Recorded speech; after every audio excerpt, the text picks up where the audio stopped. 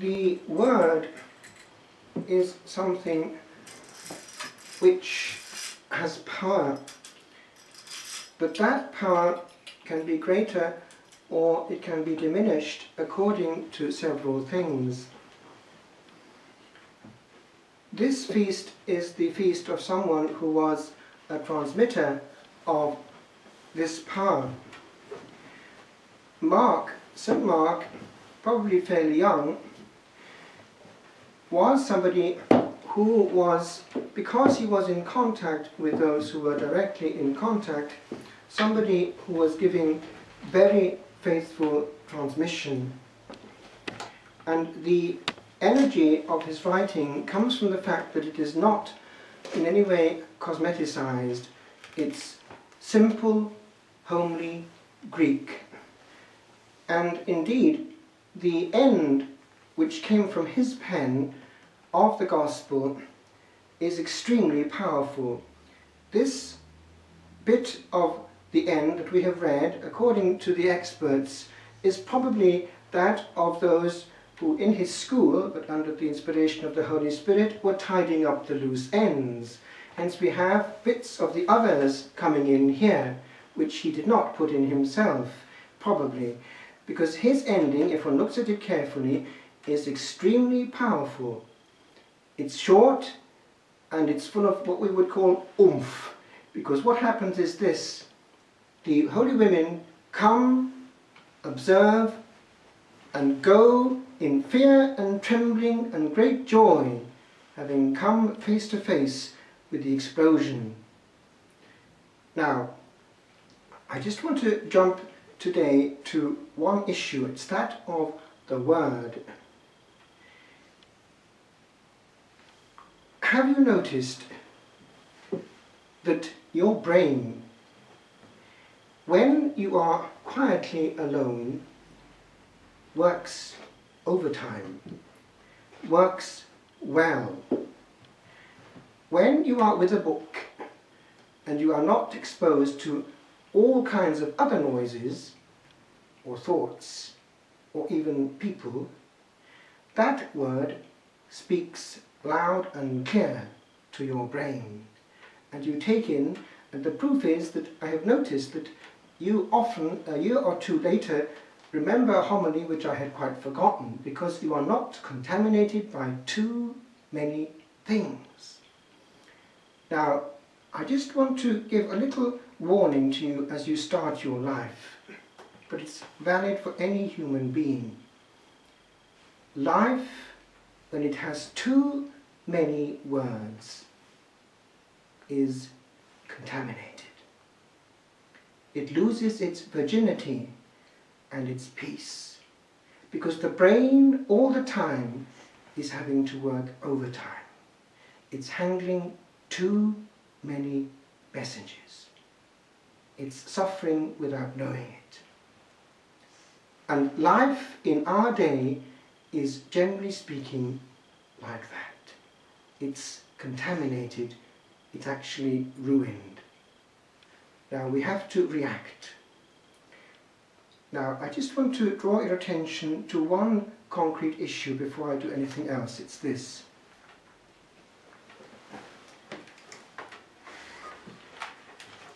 We are influenced, for good or for bad, by the noises that come into our brain. Now, in our day, if we do not take due measures, we will have much unnecessary noise coming through the portholes of the soul. The eyes, the ears in this case, letting in bits of other soul, bits of contamination. Now, one big one is this. What does that title say? Dancing with Demons. It's the issue of what comes through our ears from poisoned noise fumes. Now, listen to this. This will interest one of you here who's a friend of Bill and Ben. the flower pot men. Over a decade ago, a woman named Dorothy Retallack conducted experiments with music, plants, and their combined environment. The results are famous. She exposed one set of bean sprouts, morning glories, and other plants to, wait for it, non-stop rock as they grew. Another set heard placid, devotional, religious music. Any idea what happened? Can you guess? Within 10 days, the first rock-drenched beans tried to escape from the music by growing away from the source. They became stunted, wilted, and eventually died, an object of what you would call in need of TLC. Group 2, on the other hand, flourished under their steady diet of godly music, growing toward the source as they thrived and bloomed. Now that's scientific fact, but it says a lot. Because plants are actually in some way alive, as you will tell us, and they do react to what's good to them or bad for them. Now, it's actually something that you will pick up too. When you hear certain types of noise, real harmony, what happens? Do you feel a certain well-being in the depths of your being? I remember one day in philosophy, way back in the early 70s, in university, the prof, and he was the prof, he was the head of the whole section of philosophy, he asked us in Welsh in a seminar one day, when we got on to the proof of God via one source, religious experience. Is there any validity to this? And have you ever had it? And one lad, who eventually married a distant cousin of mine, good man, a good Welshman, but not particularly religious, came out with this, with all his hair on his bonnet. He said in Welsh, one time, when I was listening to some movement of Sibelius, I felt something.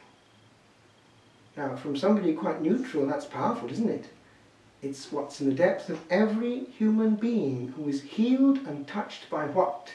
Something which is coming from the author of beauty.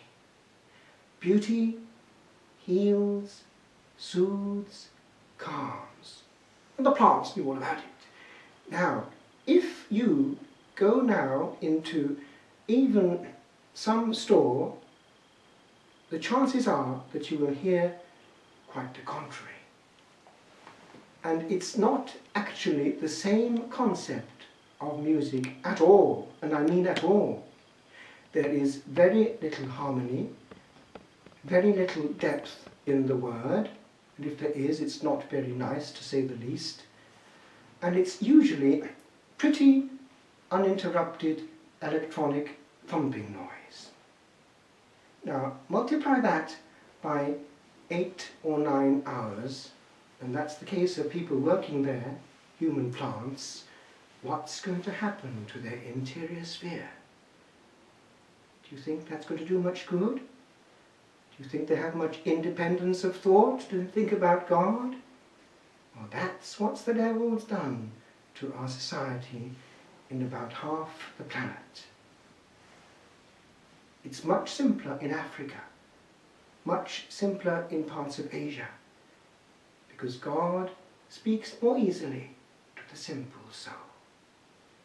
Actually, I remember in Romania, it was very interesting, playing with children in the orphanage. we were together with nuns and a good big group of little people from the age of 4 to the age of 22, including about 4 gypsies. And they were all playing natural games with the nuns and with us, happy to be there and no fidgeting with false toys. Children have forgotten how to play. Hopscotch has come down probably from the Middle Ages and is going to be lost if we're not careful in about 1 generation.